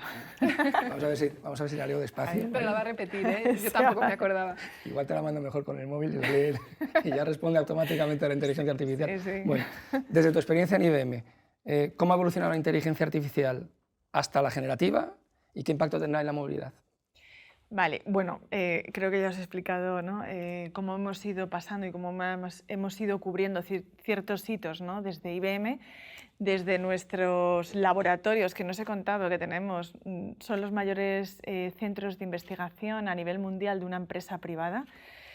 Hemos sido líderes en patentes durante más de 30 años consecutivos y en todos los ámbitos, también incluido en inteligencia artificial. Bueno, para mí es que es un orgullo. Con lo cual, bueno, habéis visto que hemos ido evolucionando desde estos sistemas expertos, pasando al Machine Learning, luego llegando al Deep Learning y ahora con la inteligencia artificial generativa. Sobre todo lo que hace es que nos dota de tener una mayor capacidad, más rapidez, como os anticipaba antes en la presentación. De hecho, bueno, pues, tenemos un equipo en IBM que se llama IBM Client Engineering Team, que lo que hace es poner en valor pilotos, ¿no? Con nuestras soluciones en clientes y digamos que los tiempos medios en los que ejecutan estos pilotos van entre 4 y 6 semanas, cuando si nos retomásemos a la época del Machine Learning o de Deep Learning, ¿no? Estaríamos hablando de unos plazos, ¿no? Muchísimo más amplio. Entonces, lo que nos permite también mucho es algo que a mí, llevamos hablando de esto también desde la época de Big Data, y a mí es un concepto que me gusta, que es el de Fail Fast, Learn Fast, ¿no? Que te permite, precisamente para nosotros que estamos en este área, esa innovación, probando, y oye, pues este enfoque no funciona, pues rápidamente te da tiempo a cambiar, ¿no? Ese enfoque. Eso es un poco lo que estoy viendo. ¿Cómo puede ayudar desde el punto de vista de sostenibilidad? Para mí es clave lo que os he contado de todos los modelos geoespaciales, porque yo creo que esto es algo fundamental que puede ayudaros tanto desde el punto de vista de a sacar soluciones enfocadas en el ámbito de la sostenibilidad, así como para poder ayudar a hacer, bueno, pues, rutas, etcétera, que puedan ser, ¿no? También más eficientes o ayudar con ciertas de los casos de uso que vosotros incluso, ¿no? Habéis mencionado. Muy bien, fantástico. Pues volvemos con Miguel. Ejemplos concretos, Abertis, ¿cómo ve? ¿Podrías compartir ejemplos concretos de cómo estáis aplicando la inteligencia artificial en entornos urbanos para mejorar la movilidad y la gestión del tráfico? Por supuesto. Pues mira, creo que Luis antes la verdad es que creo que lo ha explicado muy bien. Al final, para todo esto de la movilidad, especialmente la movilidad urbana, la inteligencia artificial se utiliza como herramienta para algo, no se utiliza directamente como un reemplazo de la gente que tenemos y de todos los sistemas que tenemos. Al final es un sistema que nos está permitiendo ayudarnos a tomar decisiones, ¿vale? En el caso de la movilidad urbana, es un poco lo que ha contado él. Al final, toda esa parte de tener que hacer esas encuestas, las de preferencias reveladas, preferencias declaradas, hacer el modelo de 3 etapas, de 4 etapas, yo me acuerdo hace muchos años lo hacíamos en Excel y tardabas en hacer los modelos muchísimo tiempo. Ahora directamente ya tenemos sistemas que recogen toda la información y es que tardas muy poquito tiempo en llegar a una conclusión que te permite hacer esa toma de decisiones. Entonces la inteligencia artificial por detrás parece que no, pero en el día a día de cómo nos desplazamos en las ciudades afecta muchísimo. Y algo, por ejemplo, tan básico como los tiempos de los semáforos. O sea, toda esa red de sensores que tenemos desplegada por la ciudad, que no son solamente sensores que afectan al tráfico, también tenemos sensores que cuentan personas, porque la cantidad de personas que hay esperando en un paso de peatones para cruzar afecta también a los tiempos que estamos teniendo en el paso de peatones. Entonces, para que os hagáis una idea, en muchas ciudades de España todavía ocurre que los semáforos tienen el programa de verano y el programa de invierno. En verano duran un tiempo los semáforos y en invierno duran otro tiempo. Y es tan fácil como que hay un armarito al lado de la calle donde van, giran una pestañita y se pasa del modelo de verano al modelo de invierno. Y los tiempos son fijos. Desde que nosotros estamos instalando todos estos sensores, que antes sobre todo eran intrusivos, los veréis, esos huequecitos que están, que son como cuadrados debajo del pavimento, esos son unas espiras inductivas que cuentan coches. Estos sistemas han evolucionado mucho, ya no son solo intrusivos, están en los laterales de la carretera, ya ni siquiera hay que cortar el carril para instalarlos, pero al final nos están permitiendo recoger una cantidad de información que podemos procesar en tiempo real y que alimentan esos modelos de toma de decisiones y que hacen que los tiempos de los semáforos cambien según el estado del tráfico. Y es según el número de coches que hay, según el número de peatones que están esperando en un paso de peatones, si es de día, si es de noche, en función de la climatología, de muchísimos parámetros que para nosotros de una manera más, digamos, manual o más analógica sería imposible de hacer. A través de estos sistemas lo metemos, parece, en esa coctelera, los cocinamos y nos permiten tomar esas decisiones de una manera muchísimo más eficiente. Pero vamos muchísimo más allá. Por ejemplo, decimos, la seguridad es uno de los pilares fundamentales. Cuando muchas veces sale la operación salida de verano y vemos esos paneles de la DGT con todo el video wall lleno de pantallas, de cámaras de seguridad, claro, los sistemas de detección automática de incidentes, si nos pensamos que los técnicos que tiene ahí la DGT o cualquier municipio que están viendo las pantallas, que están viendo las cámaras de seguridad, si nos pensamos que si tienen 50 cámaras instaladas van a ser capaces de ver lo que pasa en las 50 cámaras a la vez con 2 ojos, eso es imposible. Hay sistemas que están por detrás, que están analizando continuamente el vídeo en tiempo real y que detectan movimientos sospechosos, que detectan a lo mejor humo, que detectan fuego, que son capaces de detectar un montón de información, generar alarmas y ponérselas en primer plano al técnico para decir, ojo, estate pendiente de esta cámara, que está pasando algo o que veo algo sospechoso. Generar alarmas acústicas, alarmas visuales, o sea, toda esa información se puede conseguir gracias a esos algoritmos de inteligencia artificial. Decimos, antes se hacía por deep learning, se analizaba el vídeo con un cambio sobre el frame anterior, sobre el frame anterior, sobre el frame anterior, ahora ya todo lo contrario, el sistema avanza y sabe que cuando detecta una serie de patrones es porque está ocurriendo esto. O sea, el sistema va evolucionando continuamente y va aprendiendo con cada uno de los nuevos casos que se va encontrando. Muchas veces son falsos positivos, se identifica como falso positivo y el sistema lo entiende y lo interpreta. O sea, es increíble la cantidad de sistemas que tenemos con inteligencia artificial haciendo todo este tipo de cosas. O sea, fíjate, ya os he dicho, movilidad urbana a nivel de la gestión del día a día, la movilidad a nivel de seguridad y luego ese punto que menos nos gusta, que es el mundo de los peajes, ¿vale? Tengo que meter una pequeña cuña para que lo entendamos. Es verdad que no es en España, pero nosotros al final también, bueno, pues como empresa multinacional estamos presentes en muchos países y cuando aquí hablamos de esto de las zonas de bajas emisiones, que no es que nosotros tengamos una predilección especial por ellas, pero nosotros estamos en ciudades como Estocolmo, estamos en Oslo, estamos en Singapur, estamos en Londres, donde empezaron a montar sus zonas de bajas emisiones hace más de 20 años. Que fuera buena la decisión o mala, pues eso se ha ido viendo a lo largo de los años cómo ha ido evolucionando. Ellos al final lo que han acabado haciendo es decir, oye, la zona de bajas emisiones tiene un sentido, pero la gente sigue entrando a las ciudades y seguimos teniendo problemas muy grandes de congestión. Entonces, han pasado a lo que se llaman los peajes urbanos, que es el yo pago por entrar a la ciudad. Pero ¿qué es lo que pasa? Que al final se puede pervertir el sistema, como le ha ocurrido a Londres, donde al final el que tiene dinero para pagar puede entrar.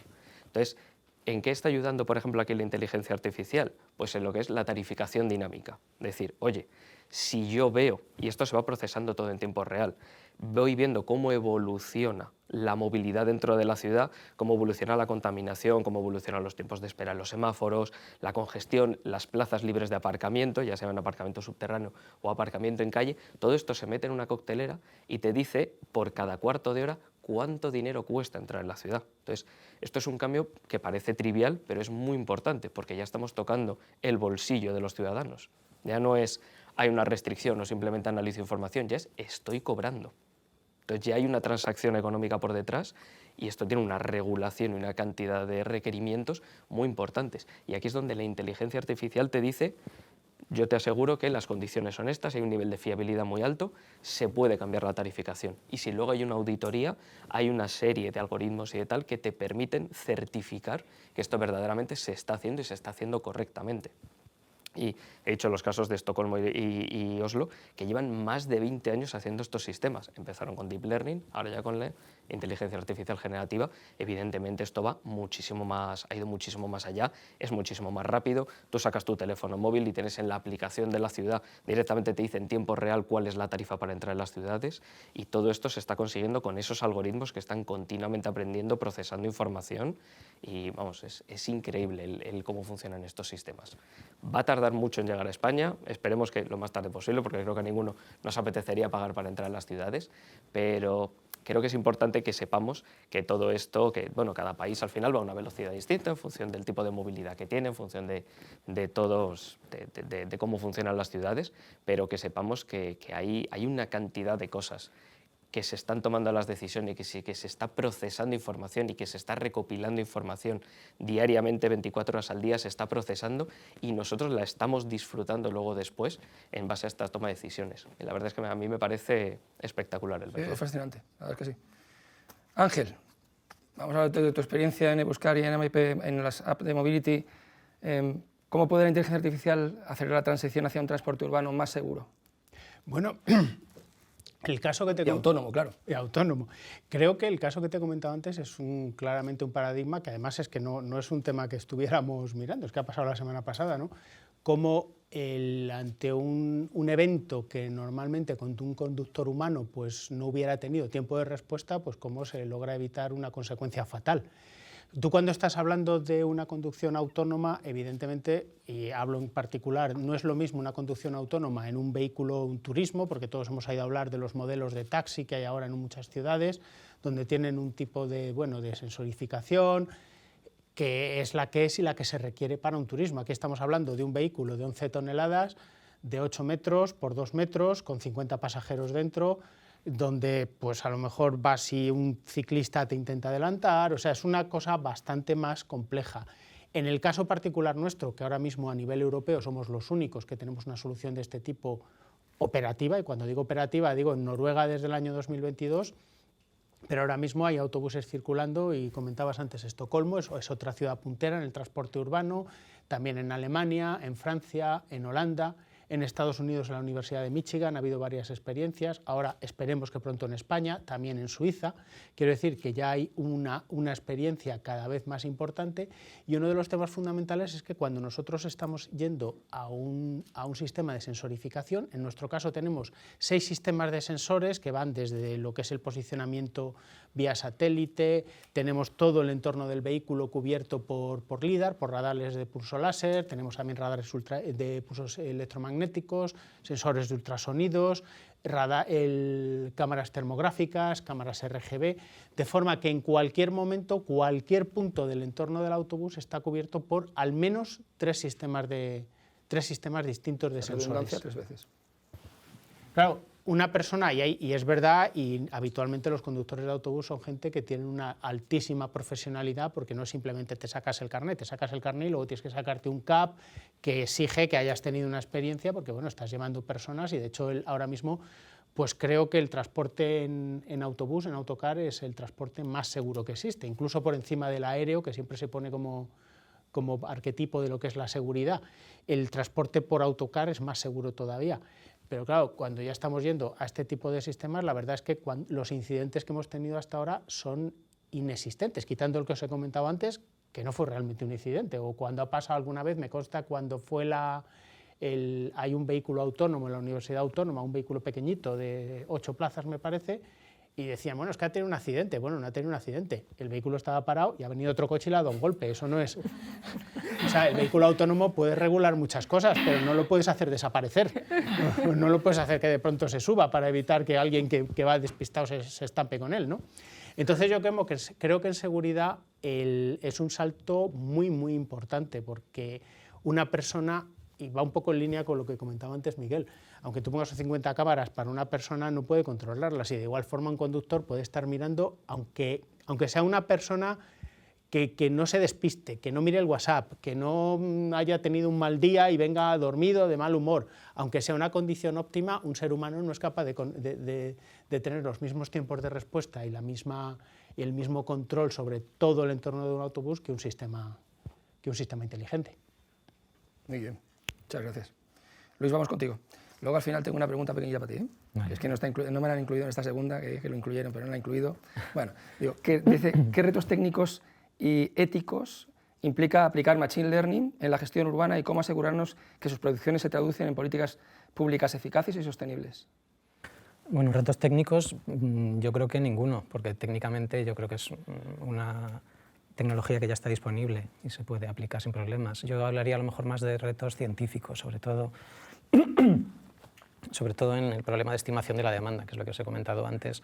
Ahí todavía no hay una solución y hay mucha gente que está activamente investigando en ese área porque no se ha llegado a un algoritmo que me permita estimar desde cero la demanda de transportes de una ciudad, sobre todo porque es una información que desconocemos. Entonces es muy difícil entrenar nada si desconoces la información real. Entonces yo técnicamente creo que no hay ningún límite, científicamente todavía sí. Y retos éticos, yo creo que es un área en el que la inteligencia artificial no tiene tantas consideraciones, no tantos problemas éticos, porque en la estimación de este transporte, de la demanda de transporte, o en la estimación de la contaminación, en la estimación de la contaminación acústica o del tráfico, ahí hay poco reto ético. Sí que a lo mejor yo me he podido encontrar algún tipo de aproximación, sobre todo en aquellos investigadores que intentan estimar la demanda utilizando las señales de telefonía o las aplicaciones de móviles, porque eso, dependiendo de la granularidad de esa matriz, la granularidad me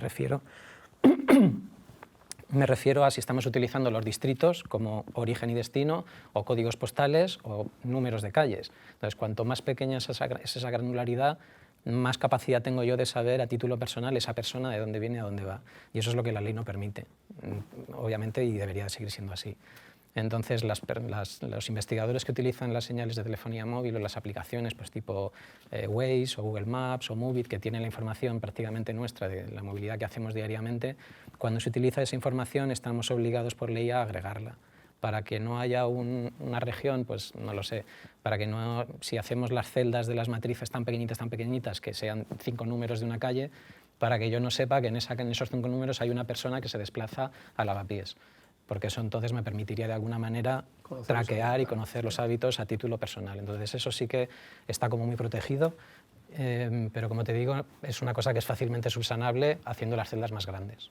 Con lo cual, así retos éticos, a lo mejor nos podíamos meter en el tema de la sustitución de los puestos de trabajo, pero como contaba Miguel, me parece que interpretamos más la aplicación a este sector como una generación de herramientas que sirvan de ayuda a los operadores de los sistemas de transporte, no como una sustitución, porque en el fondo, si tienes que cortar una calle o redirigir un tráfico, vas a tener que llamar a la policía municipal y vas a tener que gestionar una serie de autorizaciones. A lo mejor se puede automatizar en parte el tema de los patrones semafóricos, si son semáforos inteligentes, pero yo creo que la sustitución laboral en este área va a ser mínima, va a ser simplemente aportar una serie de herramientas muy útiles que van a aportar información adicional. Y de manera muy, muy rápida, porque eso es una cosa que cuando estuvimos hablando Luis y yo, Luis colabora con Mobis, con el laboratorio Mobis, que es uno de los laboratorios más avanzados de Europa, trabajan sobre todo en seguridad vial, inteligencia artificial aplicada a seguridad vial, Eso es. y es absolutamente fascinante y me parece que es un factor también a tener en cuenta. Cuéntanos un poquito. Bueno, el laboratorio es una inversión muy grande que ha hecho la universidad, lo montamos en 2022 y es, para que os hagáis una idea, son las imágenes típicas estas de las pruebas que se hacen en EuroNCAP de choques de vehículos contra una superficie sólida para evaluar el tipo de heridas o de lesiones que se pueden producir. Pues hemos montado un laboratorio de ese tipo en Boadilla y lo que pasa es que es inverso. En lugar de ser el vehículo el que choca contra una pared sólida, el vehículo está detenido y lo que hacemos es chocar un pistón a alta velocidad contra ese vehículo, con lo que sea que estemos ensayando, contra un patinete, contra una silla de bebé, contra una bicicleta, con lo que sea. Entonces, ese tipo de sistemas inversos son como más baratos desde el punto de vista del montaje, porque no tienes que acelerar un vehículo a 80 km/h, sino que es el pistón que le metes más newtons. pero el efecto es el mismo. Desde el punto de vista relativo, la persona va a seguir echándose hacia adelante. Correcto. Fruto del impacto. Las inercias son las mismas. Entonces, tiene entre prácticamente no sé si es una novedad, pero sí una de las características más importantes es que en España es el único, y en Europa creo que hay un par más, que tenemos la autorización para hacer ensayos con cuerpos donados a la ciencia. Eso puede parecer un poco trivial, porque ahora mismo todos los laboratorios utilizan dummies, pero los dummies representan unos cuerpos específicos. En el caso del dummy adulto es un varón de entre 40 y 50 años, de 1,80 m, de 80 kilos de peso. Empieza a haber dummies de mujeres, pero hasta hace poco no había dummies de mujeres, con lo cual tú puedes ensayar y saber que este vehículo tiene 5 estrellas de seguridad, pero va a ser 5 estrellas de seguridad para un dummy de 1,80 m. A lo mejor yo que mido 75 o una mujer que mide 1,50 m, pues resulta que es mucho más peligroso ese vehículo y no se ha ensayado.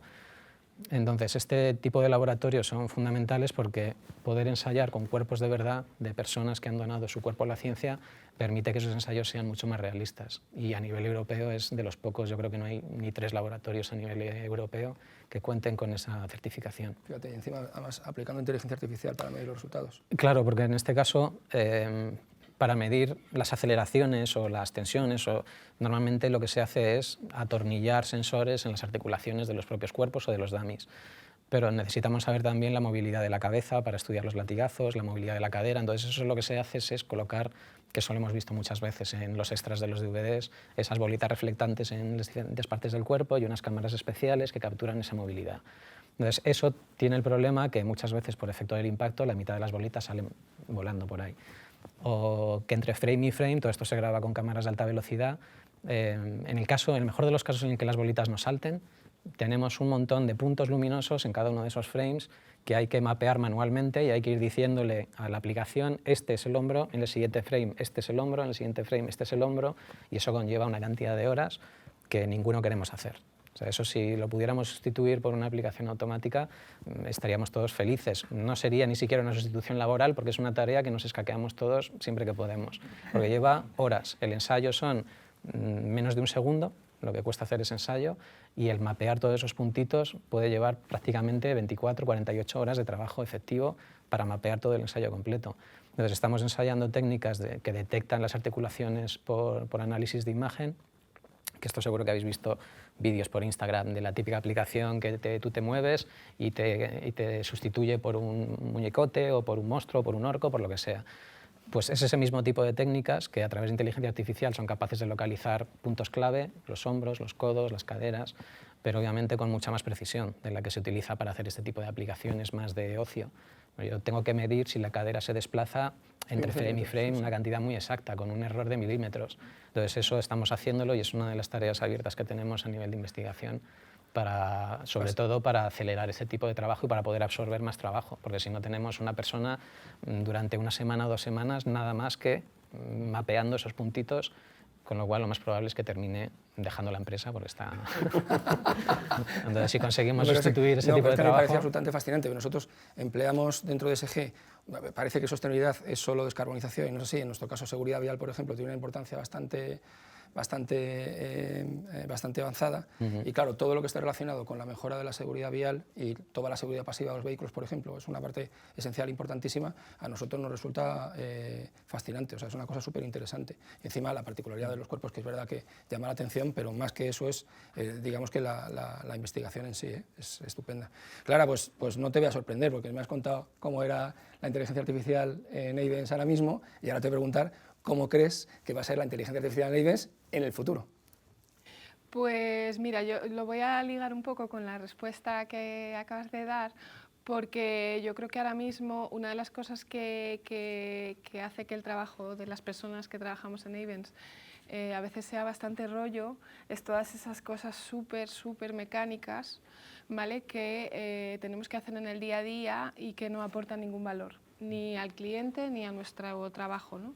Entonces, yo creo que el futuro, al menos de Ayvens en España, como directora de tecnología, me gustaría que fuera una mayor, no quiero decir solo automatización, sino toda esa inteligencia que le podemos poner al trabajo de las personas para poder enfocar el trabajo en vez de en tareas mecánicas, en poder aportar valor e inteligencia humana a lo que hacemos, ¿no?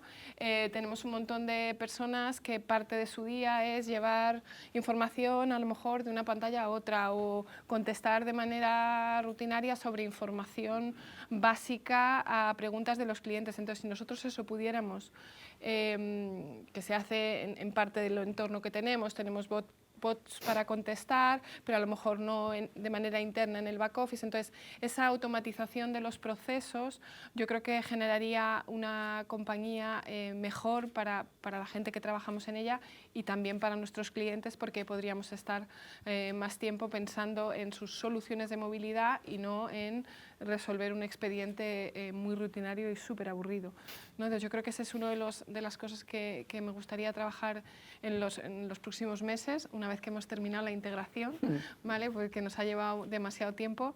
Y luego todo lo que es la aportación de valor para el cliente en su día a día con nosotros, ¿no? Cliente y en nuestro caso también conductor, ¿vale? Que muchas veces no es quien nos paga, pero es quien nos sufre, y es poderle aportar pues, una gestión más autónoma para darle más tiempo y no que invierta tiempo en trabajar con nosotros, sino poderle dar soluciones de videoperitación o que cuando nos llame seamos muchísimo más rápidos en atenderlo, que sus estancias en taller fueran más cortas, o sea que realmente para nosotros, para ellos Ayvens no sea un dolor, sino que sea una aportación de tiempo y que puedan tener más tiempo libre para hacer lo que quieran y no para gestionar las incidencias de su vehículo, ¿no? E incluso en la parte más comercial, trabajar también en hacer el proceso de elegir el coche de una manera más, no quiero decir eficiente, pero también útil, ¿no? Que yo le pueda proponer de una manera más dinámica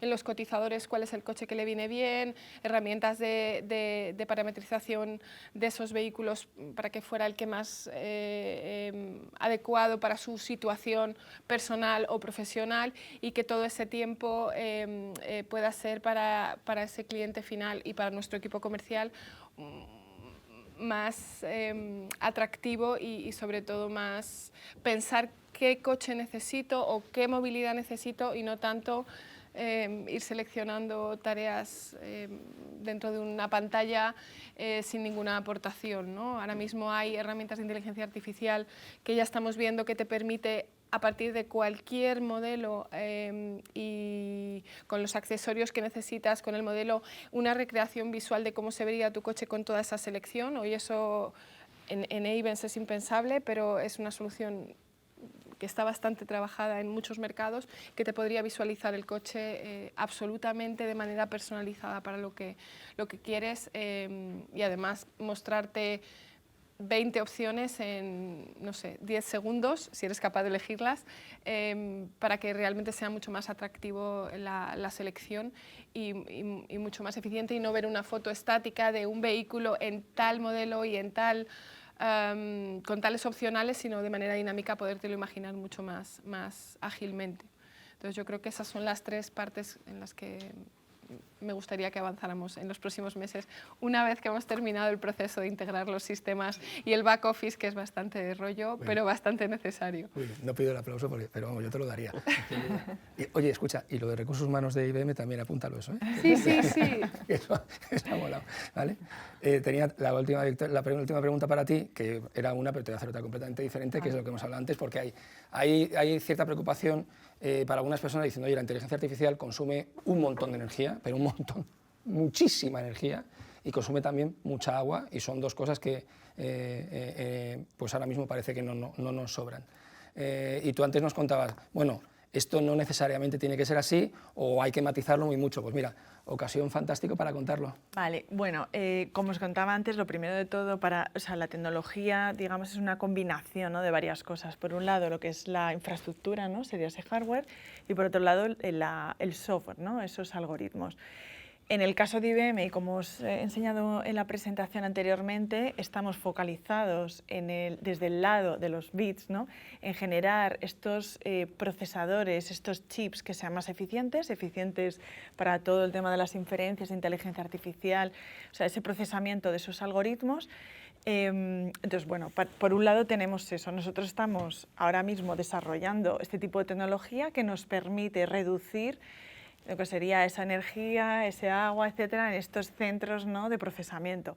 Y por otro lado, para nosotros ha sido, desde el inicio de nuestro trabajo en la inteligencia artificial generativa, hemos puesto siempre el foco en desarrollar modelos de inteligencia artificial que digamos que son pequeños dentro de los grandes.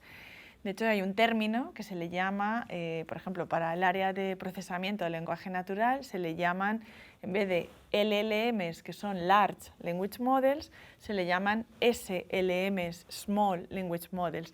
IBM está, y siempre los modelos que hemos diseñado han estado enfocados, ¿no?, en este ámbito. ¿Y qué beneficios tienen? Por un lado, como hablamos, menor consumo energético, menor nivel de emisiones de CO2, pero tienen luego también otros propios, digamos, de la tecnología, y es que tienen menos alucinaciones, porque es verdad que de las alucinaciones hoy no hemos hablado, pero bueno, esto es algo que se introduce junto con la inteligencia artificial generativa, y por si no sabéis qué es, ¿no?, la inteligencia artificial generativa, como decíamos, crea cosas nuevas, digamos, ¿no? Mientras que la inteligencia artificial de Machine Learning, Deep Learning, ha aprendido en base a unos patrones y es capaz de determinar, ¿no?, en función de ese patrón, predecir qué va a ocurrir. En el caso de la inteligencia artificial generativa, crea cosas nuevas, ¿no? Entonces, claro, cuando tú le das mucha capacidad, le enseñas muchas cosas, pues crea y se inventa a veces cosas o las combina, ¿no? Entonces, cuando hace los modelos más pequeños, consigues que ese nivel de alucinaciones también se reduzcan e incrementas el nivel de la transparencia. Si os acordáis que es fundamental para poder gobernar esa inteligencia artificial y que sea más responsable, más ética, etcétera. Muy bien.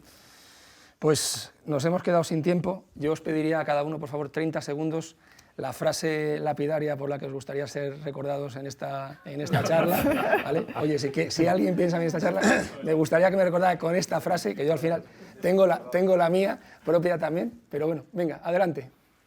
Bueno, pues yo creo que sobre todo lo que nos tenemos que quedar es, como estamos hablando de movilidad y de inteligencia artificial, que verdaderamente tiene mucha cabida la inteligencia artificial en la movilidad y que creo que debemos de seguir con ella porque nos va a mejorar la calidad de vida, que yo creo que es un poco lo que todos queremos.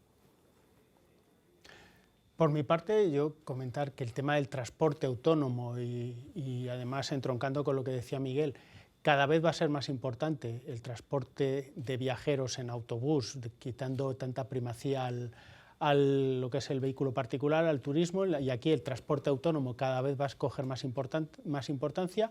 Es un transporte tremendamente seguro y que, en contra de lo que pueda parecer, no está amenazando puestos de trabajo, ya que de momento, pues bueno, tiene que ir a bordo del autobús pues, un conductor de emergencia, incluso tiene que ir o bien en el autobús o en remoto un operador que vaya viendo qué es lo que ocurre, si hay cualquier tipo de inconveniente.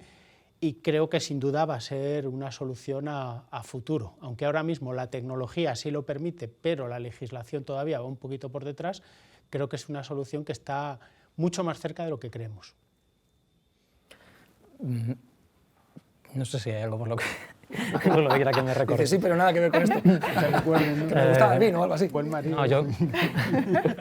y excelente amigo. Buen marido, mejor padre, gran amigo. No, yo creo que sería sobre todo la idea de que la inteligencia artificial es una herramienta, que no hay que tenerle miedo ni tampoco demasiada fe. Es una herramienta que va a depender de los que lo tenemos que utilizarla. Entonces, si yo soy buen profesional, la voy a utilizar de manera adecuada. Si yo lo que quiero es quitarme a gente de encima, pues a lo mejor la voy a utilizar de manera inapropiada. Pero que esa persona que lo va a utilizar de manera inapropiada utilizará mal la inteligencia artificial y la que no es artificial. Entonces, yo me quedaría con que en el fondo, al menos a día de hoy, son herramientas y cuanto mejor la utilicemos, más vamos a notar una mejoría en nuestras vidas. Bueno, yo que para productivizar y escalar la inteligencia artificial se necesita que sea una inteligencia artificial de confianza, que sea responsable, transparente y explicable. Sí, Sí, un poco en la misma línea. Yo creo que la inteligencia artificial ha venido a ayudarnos a hacer nuestra vida mejor si la utilizamos bien. La tecnología y la inteligencia artificial es otra tecnología, es un facilitador, debería ser algo que haga, que nos permita escalar soluciones y mejoras. Obviamente está bien, yo creo, en este caso vivir en Europa y tener la regulación bastante clara sobre lo que podemos y no podemos hacer y poco ese es el mensaje, ¿no? Que nos haga la vida mejor, a la empresa más eficiente y que nos ayude a que nuestros empleados y clientes tengan mejores soluciones. Muy bien, pues yo creo que la movilidad del futuro basada en inteligencia artificial es que Luis definirá las necesidades para hacer una movilidad eficiente y segura, Miguel va a sensorizar para que eso sea posible, Ángel va a poner la movilidad autónoma que no pueda llevarse con un coche particular, toda la inteligencia artificial la va a desarrollar Victoria con IBM y nosotros, pues todo lo que no sea el transporte público autónomo, pues son vehículos que pondremos desde Ayvens. Así que muchísimas gracias por llegar hasta aquí y gracias por asistir.